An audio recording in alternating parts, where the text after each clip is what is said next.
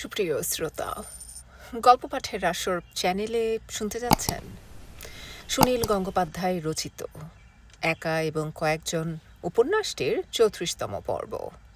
আমি ওয়ারা কারিম, সাথে থাকুন।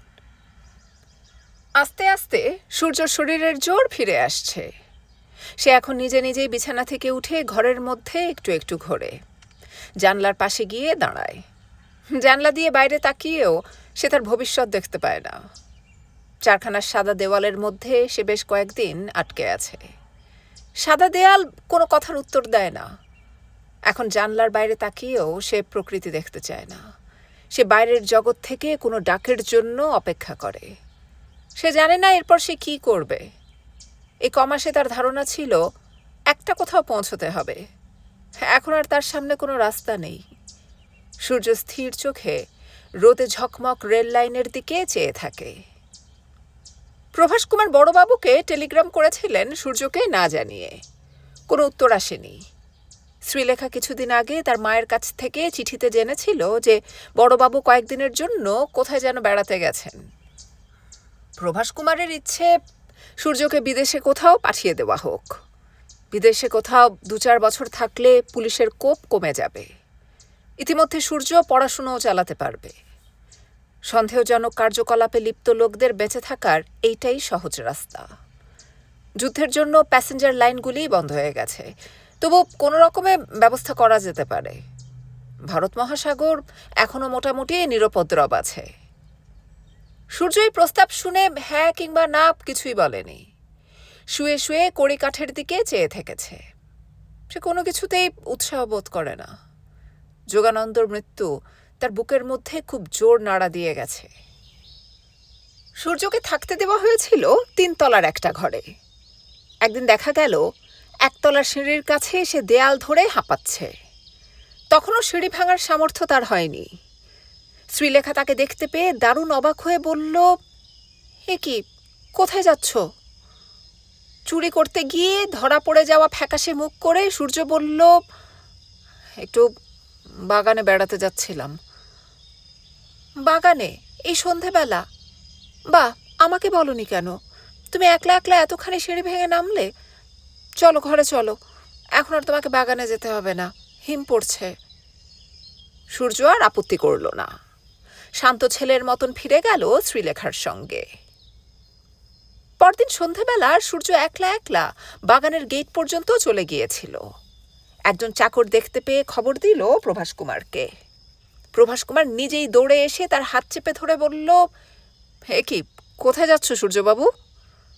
সূর্য নিষ্প্রাণ গলায় বলল, কোথাও না। একলা একলা এত দূর চলে এসেছ? ডাক্তার তোমাকে ঘর থেকেই বেরোতে বারণ করেছেন। এমনি একটু ঘুরে আসছিলাম। এই সময় তোমার কিছু দরকার টরকার আছে? কিছু কিনে আনতে হবে? আমাকে বলনি কেন? শোনো, যদি সিগারেট টিগারেট খাও তো। না, কিছু না। আরও ২বার সূর্য এ বাড়ি থেকে কারুকে কিছু না বলে চলে যাবার চেষ্টা করেছিল। ২বারই ধরা পড়ে যায়। শ্রীলেখা পাখির মতন তীক্ষ্ণ চোখে তার উপর নজর রেখেছে। ধরা পড়ার পর সূর্য আর কোনো উচ্চবাচ্য করে না, নিরীহভাবে ফিরে আসে। তার এই ব্যবহারের কোনো মানে বোঝা যায় না। বাড়িতে আস্তে আস্তে মানুষজন আসতে শুরু করেছে। আর দিন 10 বাদেই দুর্গাপূজা। এ বাড়িতে খুব ধুমধাম করে দুর্গাপূজা হয়। শ্রীলেখা তাই একটু ব্যস্ত হয়ে পড়েছে। সবসময় সূর্যর কাছে আসতে পারে না, কিন্তু সেবা শুশ্রূষার কোনো ত্রুটি নেই। সেদিন রাত 9:30টার সময় সূর্যর ঘরের দরজা ঠেলে ঢুকল শ্রীলেখা। সূর্য চোখ বুজে শুয়ে আছে। শ্রীলেখা তার শিয়রের পাশে বসে চুলের মধ্যে হাত ঢুকিয়ে বলল, তুমি ঘুমিয়েছ? সূর্য চোখ না মেলেই বলল, না। এর মধ্যেই বাড়ির অনেকে ঘুমিয়ে পড়েছে। শহরও এখন প্রায় অর্ধসুপ্ত। ঝমঝমিয়ে একটা মেল ট্রেন চলে গেল এইমাত্র। ট্রেন যাবার সময় মনে হয় যেন এই বাড়িটা কাঁপে। মনে হয় শুধু, আসলে কাঁপে না। শ্রীলেখা আবার জিজ্ঞেস করল, তোমার শরীর আজ কেমন? ভালো। তোমার কি হয়েছে বলো তো? কিছু হয়নি। তুমি চলে যেতে চাইছো কেন? আমার আর ভালো লাগছে না। কেন ভালো লাগছে না? তোমার কিছু অসুবিধা হচ্ছে? না, সেসব কিছু নয়। শ্রীলেখার চুলগুলো খোলা, কালো রঙের শাড়ি পরে আছে। মুখখানা অনেকটা ঝুঁকিয়ে বলল, সূর্যদা, লক্ষ্মীটি, আমার দিকে একবার তাকাও। আমার সঙ্গে একটু কথাও বলবে না? তোমার কি হয়েছে সত্যি করে বলো তো। সূর্য মুখ তুলে শ্রীলেখার দিকে তাকালো। এক দৃষ্টে তাকিয়ে রইল কয়েক মুহূর্ত। তারপর চিবুক উঁচু করে শূন্যে চোখ মেলে বলল, আমি এরকমভাবে তোর কাছে আসতে চাইনি। শ্রীলেখা ব্যাকুলভাবে বলল, সূর্যদা, সত্যি করে বলো তো, তোমাকে এই বাড়িতে কেউ কিছু বলেছে? না, কে কি বলবে? প্রভাসবাবু খুব ভালো লোক, ওকে আমার ভালো লাগে। সেসব কিছু নয়। এই অসুখটা আমাকে বড় কাবু করে ফেলেছিল। এরকম একা একা শুয়ে থাকা আমার পোষায় না। সূর্য বিছানায় উঠে বসে বলল, এখন আমি অনায়াসে হাঁটাচলা করতে পারি। শ্রীলেখা সূর্যর দু কাঁধ চেপে ধরে বলল, সূর্যদা, তুমি কি আমার উপর এখনো রেগে আছো? না তো। তুমি আমার সঙ্গে ভালো করে কথা বলতে চাও না কেন? বাহ, রাগ করবো কেন? রাগের কি আছে? এটাও রাগের কথা না রে। সত্যি করে বলো, আমার চোখের দিকে চেয়ে বলো। সত্যি কথাই বলছি। একসময় ভীষণ একটা রাগ ছিল। ভেবেছিলাম তোর সংসারের সব কিছু ভেঙে চুরে দেব, তোকে কিছুতেই শান্তি দেব না। কিন্তু অনেক রাস্তা ঘুরে ঘুরে এলাম তো, আস্তে আস্তে রাগ কমে গেছে। এখন বুঝতে পারি আমি মিথ্যেই রাগ করেছিলাম। রাস্তায় রাস্তায় ঘুরলে মানুষ অনেক কিছুই শেখে। তখন বোঝা যায় বেঁচে থাকা কাকে বলে। আমার এখন গায়ে জোর নেই, তাই বুঝতে পারছি গায়ের জোরে কিছুই সত্যিকারের পাওয়া যায় না। তোমার শরীর আবার শিগগিরই ভালো হয়ে যাবে। তখন আবার আগের মতন ভুল করব না। আমি কিন্তু জানতাম তুমি একদিন না একদিন আমার কাছে আসবেই। এরকম অসহায় অবস্থায় না আসাই উচিত ছিল। তোমাকে কেউ অসহায় মনে করে না। তোমাকে দেখলে সবাই একটু একটু ভয় পায়। কাল সারা রাত আমার ঘুম আসেনি। শুয়ে শুয়ে ভাবছিলাম আমার একটা কিছু করা দরকার। কাল আমারও বারবার ঘুম ভেঙে যাচ্ছিল। মনে হচ্ছিল তুমি জেগে আছো। একবার ভেবেছিলাম তোমার কাছে চলে আসি। এলি না কেন? অন্য কেউ হলে হয়তো আসতাম, তুমি বলেই আসতে পারলাম না। কয়েক মাস ওর এক মামাতো ভাই এখানে এসে খুব অসুখে পড়েছিল। আমি সারা রাত ধরে তার পাশে থেকেছি। আর তুমি আমার দাদা, তোমার কাছে তো আসতেই পারি। কিন্তু কেন যে আমার ভীষণ লজ্জা হলো। আজ এখন কত রাত? খুব বেশি রাত হয়নি। সূর্য নিজের কাঁধ থেকে শ্রীলেখার হাত সরিয়ে দিয়ে আস্তে শুয়ে পড়ল। আবার মুখ ফিরিয়ে বলল, আমার ঘুম পাচ্ছে, তুই এখন যা। শ্রীলেখা গেল না, একটুক্ষণ চুপ করে বসে রইল। তারপর সূর্যর গালে আঙুল ছুঁয়ে খুব নরম, প্রায় অশ্রুত গলায় বলল, সূর্যদা, তুমি আর আমাকে একটুও ভালোবাসো না, না? কে জানি।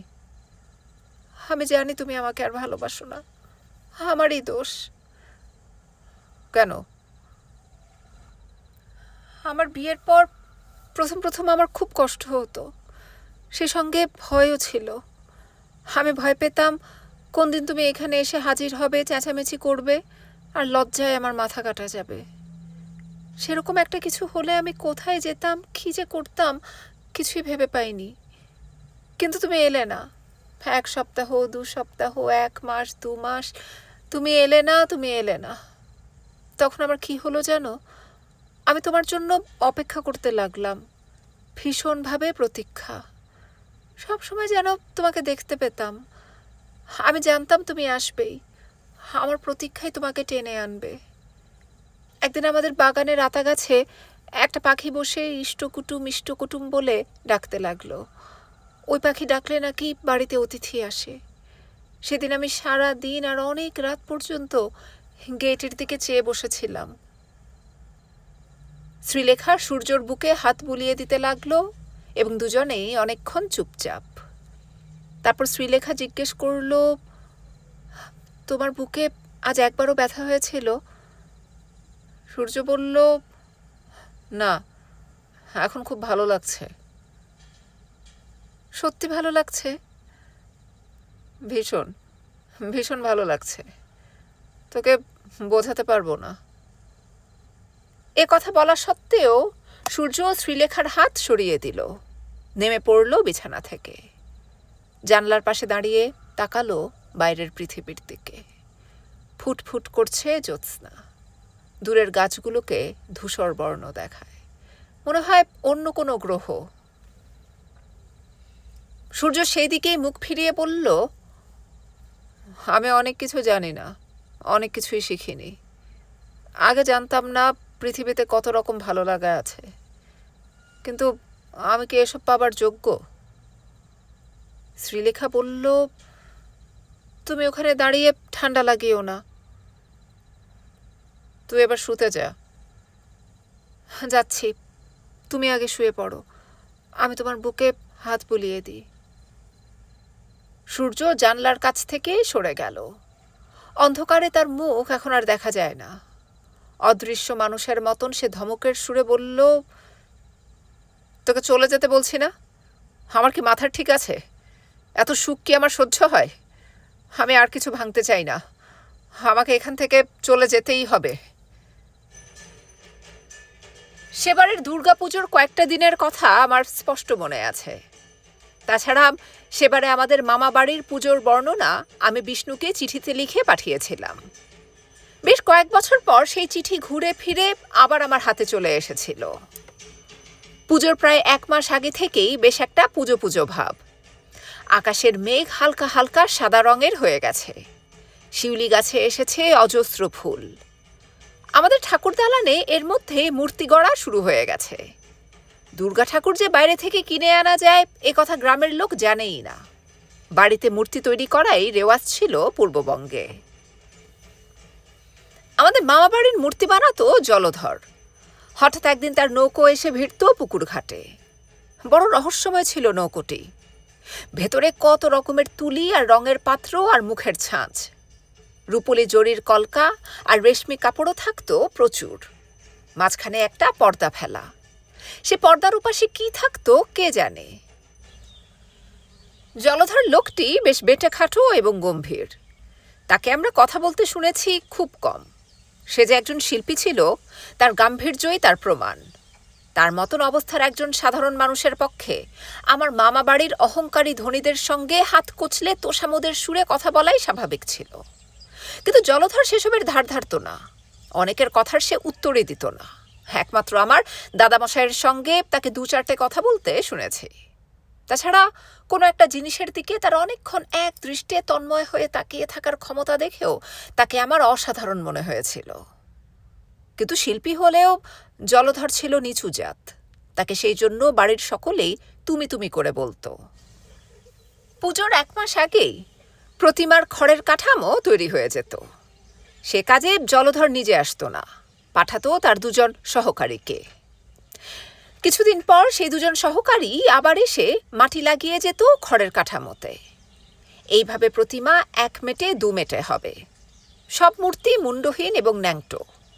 2 দিনেই সেই মাটি শুকিয়ে ফেটে ফেটে কিরকম অদ্ভুত চেহারা হয়, সেদিকে তাকাতে আমাদের একটু লজ্জা লজ্জা করে। এরপর সেই মূর্তিগুলোতে আবার মাটি লেপে তারপর লাগানো হলো সাদা খড়ি রং। তখন সবাই সাদা, দুর্গা, সিংহ, কার্তিক, গণেশ, এমনকি ময়ূরটা পর্যন্ত। এরপর জলধর নিজে আসবে আসল প্রতিমা গড়তে। বাড়ির পেছন দিকের পুকুর পাড়ে আমরা ছোটরা খেলা করছিলাম। এমন সময় পুকুরের উত্তর দিক দিয়ে সেই নৌকোটা ঢুকলো। আমার খেলার সাথে অনেকেই জন্ম থেকে সেই নৌকোটা চেনে। তারা চেঁচিয়ে উঠল, জলধর কাকা এসেছে, জলধর কাকা এসেছে। নৌকো ঘাটে এসে ভিড়তেই আমরা সবাই জলধর কাকাকে ঘিরে ধরলাম।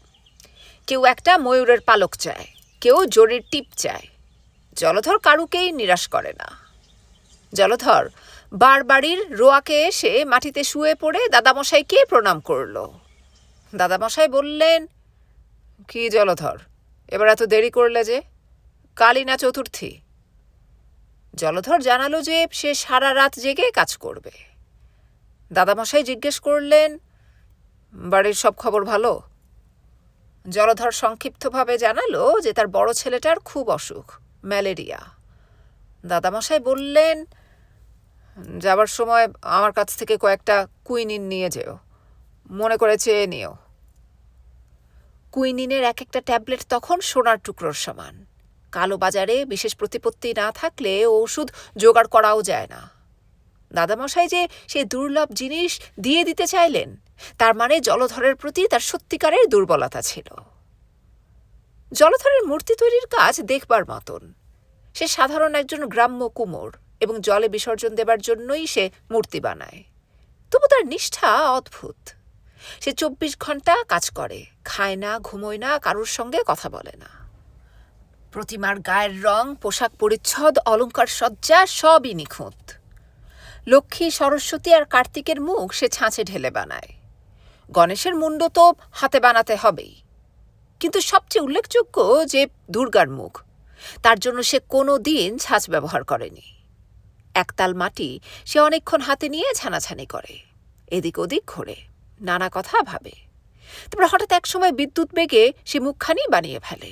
1.5 মিনিট 2 মিনিটের বেশি লাগে না। তখন সেই মুখটা প্রতিমার ওপর বসিয়ে সে অনেক দূরে চলে যায়, চোখ কুঁচকে তাকিয়ে থাকে। একবার ছুটে এসে নাকের পাশটা একটু টিপে দিয়ে যায়, চোখটা একটু বড় করে। পরদিন সে রং তুলি নিয়ে বসে। আমরা স্নান খাওয়া ফেলে হাঁ করে সেই মূর্তি তৈরি করা দেখি। সিংহটা কখন তৈরি হবে তার জন্য আমি ছটফট করছি। সিংহ আর অসুরের সম্পর্কে যেন ওদের কোনো গরজই নেই। দুর্গাপুজোর 1 মাস আগে থেকেই বাড়ির কর্তা থেকে ছোট ছেলেটি পর্যন্ত সবাই কোনো না কোনো কাজে জড়িয়ে পড়ে। আমার উপরেও একটা কাজের ভার পড়েছিল।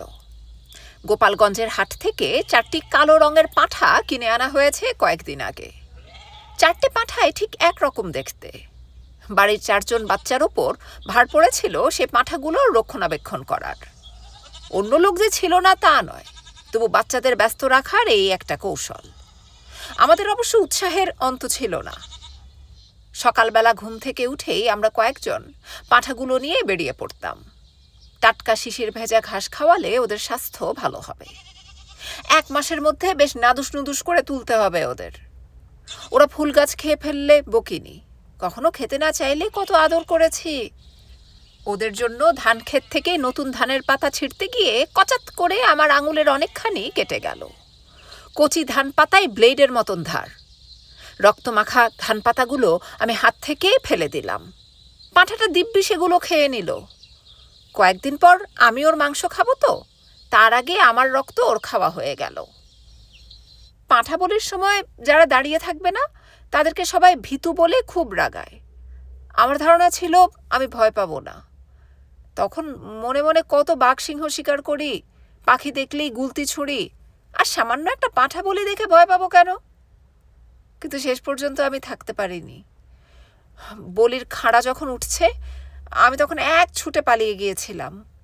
মৃত্যুর আগে পাঁঠাটার ম্যা ম্যা ডাক কতক্ষণ যে আমার কানের কাছে বেজেছে। ভোরবেলা উঠে পাঁঠা চড়াতে চড়াতে আমি চলে যেতাম খালধার পর্যন্ত।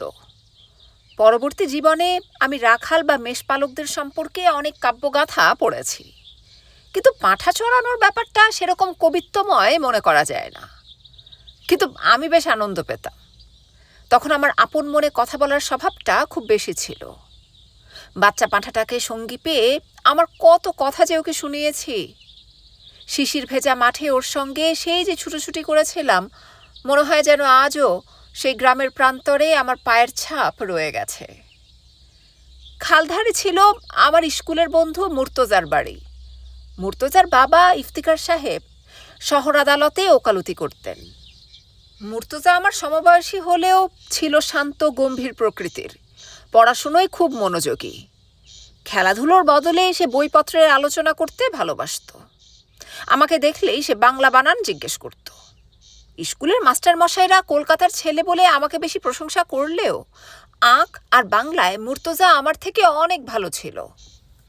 সকালবেলা ওর বাড়ির কাছাকাছি গেলে মুর্তজা আমাকে দেখেই ওর মাকে ডাক দিয়ে বলতো, আম্মা, বাদল আইছে, আমি একটু ঘুইরা আসি। সেবারের দুর্গাপুজো যে দুটি কারণে আমার কাছে স্মরণীয় হয়ে আছে তার মধ্যে অন্যতম মুর্তজার কয়েকটি কথা। পুজোর কয়েকটি দিন আমার মামা বাড়িতে গ্রাম শুদ্ধ লোকের নিমন্ত্রণ হতো, হিন্দু মুসলমান কেউ বাদ যেত না। সেজন্যই আমি মুর্তজাকে জিজ্ঞেস করেছিলাম, তুই অষ্টমীর দিন সারা রাত থাকবি তো? মাঝরাত্রিরে আরতি হবে, খুব মজা হবে। মুর্তজা বলেছিল, আমি তো যাব না, বাবা বলেছেন হিন্দুদের পুজোয় আমাদের যেতে নেই। আমি আশ্চর্য হয়ে বলেছিলাম, কেন?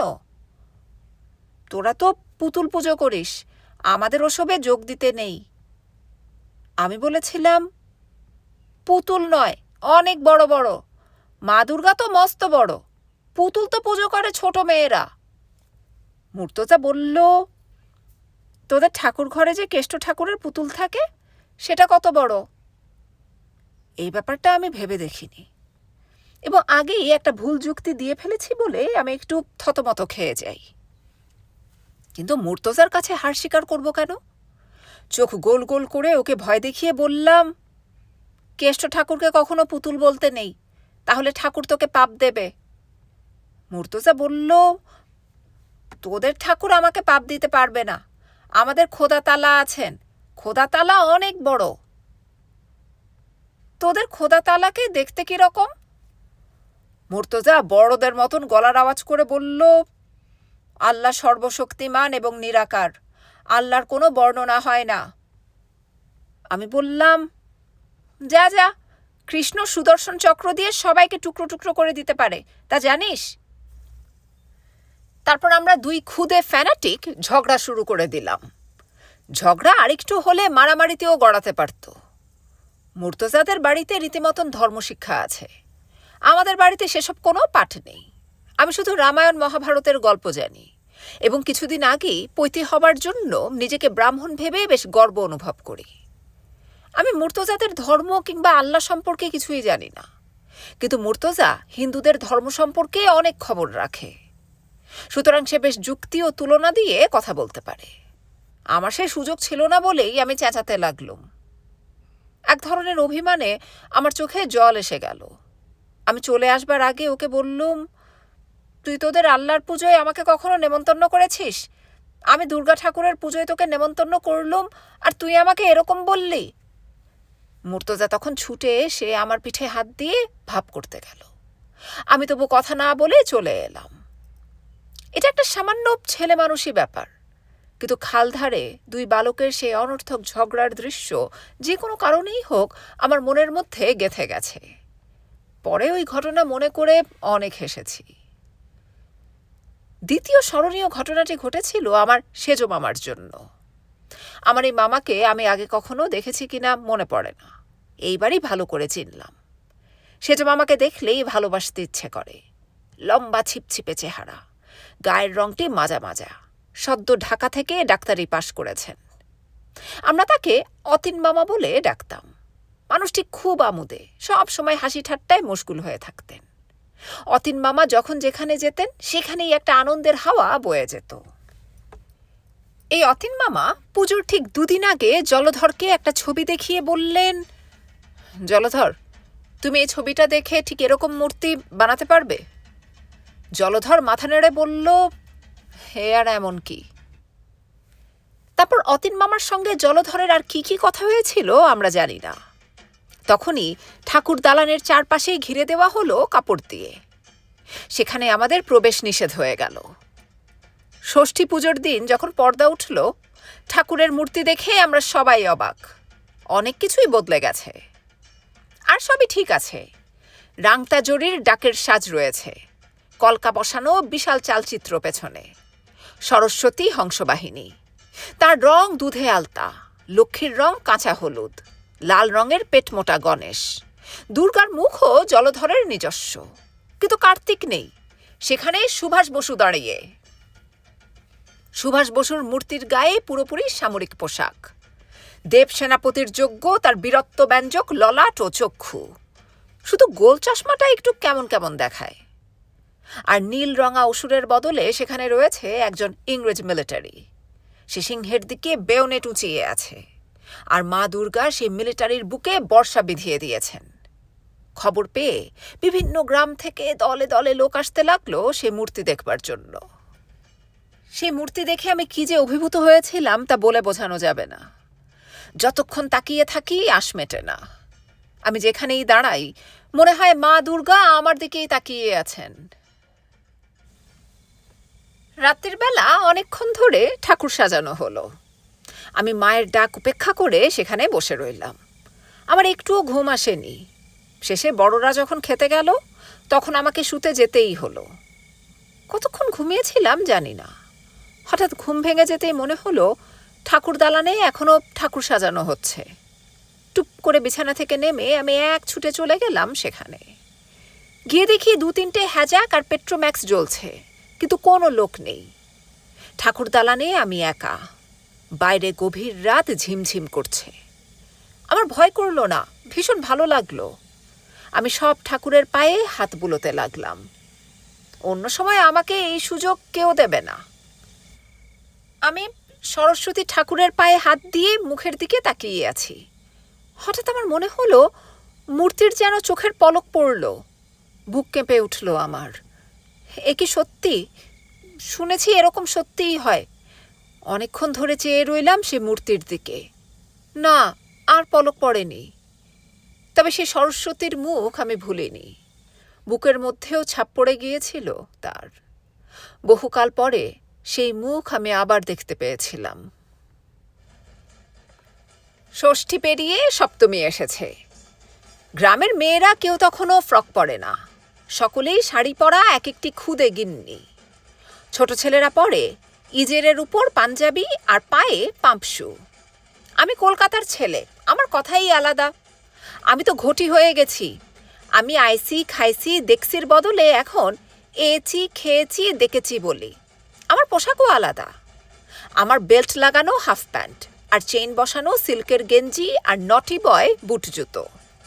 কলকাতা থেকে আনা সাদা লম্বা লম্বা একরকম লজেন্স তখনও কয়েকটা আমার কাছে ছিল।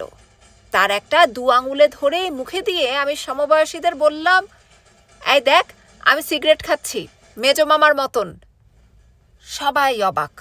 শুধু আমার মাসতুতো বোন পান্তি বলল, দাঁড়াও না, দাদামশাইকে বলে দেব, তুমি অঞ্জলি দেবার আগেই খেয়েছ।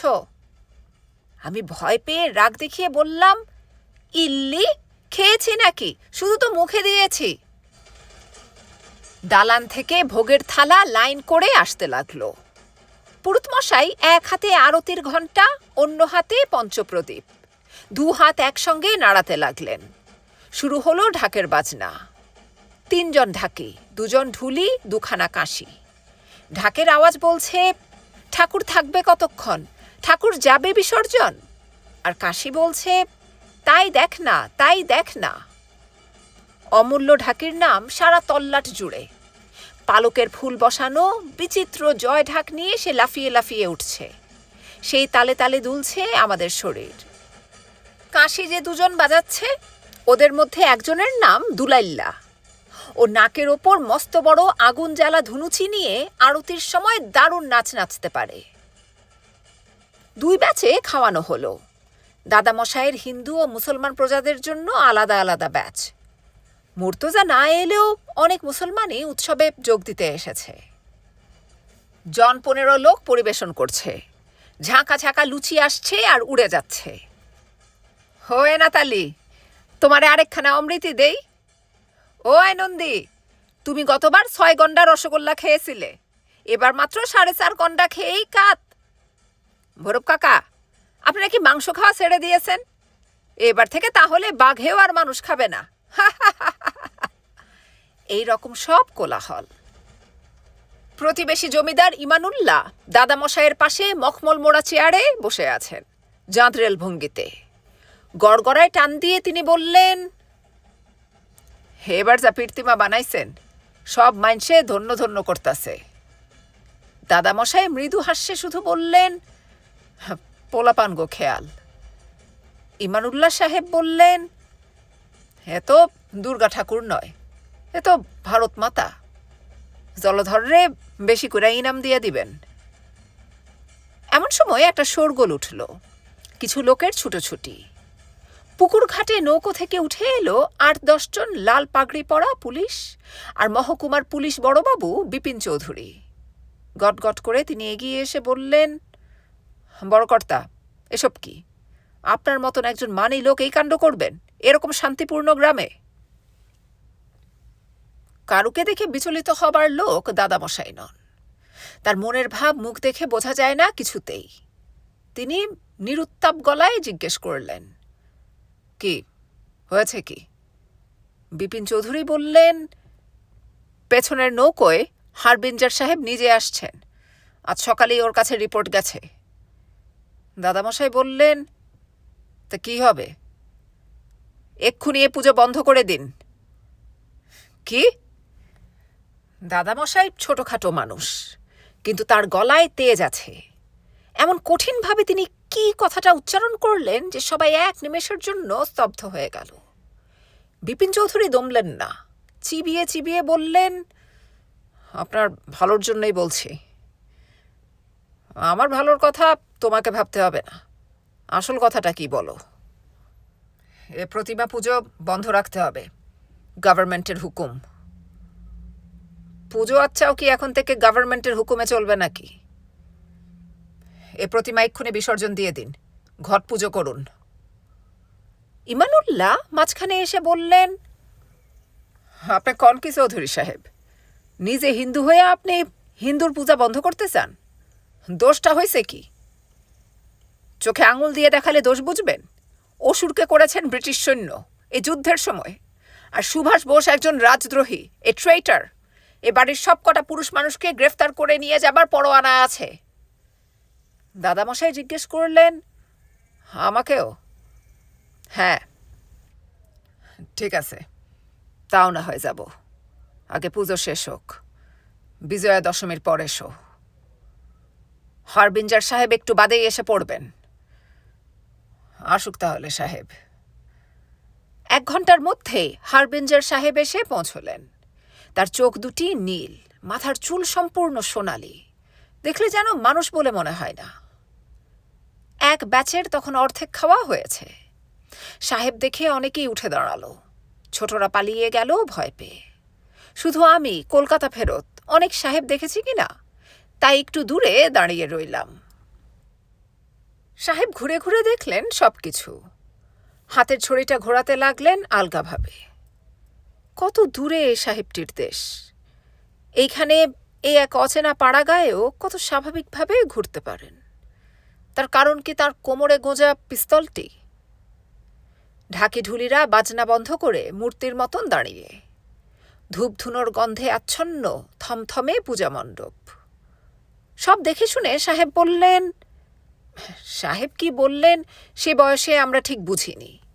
পরে মামাদের মুখে শুনেছিলুম, সাহেব হাসতে হাসতে বিপিন চৌধুরীকে বলেছিলেন, তুমি তো সবসময় ঘাসের মধ্যে সাপ দেখো, আমি তো এখানে সিডিশাস কিছু দেখতে পাচ্ছি না।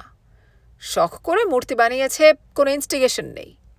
আমি তো রিপোর্ট পেয়েছিলাম ওইখানে গ্যান্ডি আর বোসের স্পিচ রিসাইট করা হচ্ছে। হ্যাঁ, না, এরকম সুন্দর আবহাওয়া নষ্ট করা উচিত নয়। সব চলুক। আহ, কি সুন্দর গন্ধ এখানে। সাহেব আরও বলেছিলেন, ড্রাম বিটিং শুনতে তার ভালো লাগে। ঢাকের বাজনা থামল কেন?